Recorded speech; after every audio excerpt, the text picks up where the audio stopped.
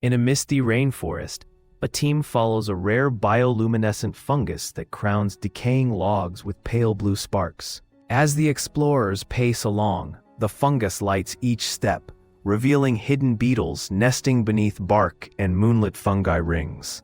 They record the scene as a slow, living map where every glow marks a microhabitat critical to the forest's resilience. When a sudden rain washes the trail, the glow intensifies, guiding the team to a hidden canopy spring that otherwise goes unseen. By dawn, the bioluminescent trail fades, but the scientists leave notes that may shield the fragile fungi from logging,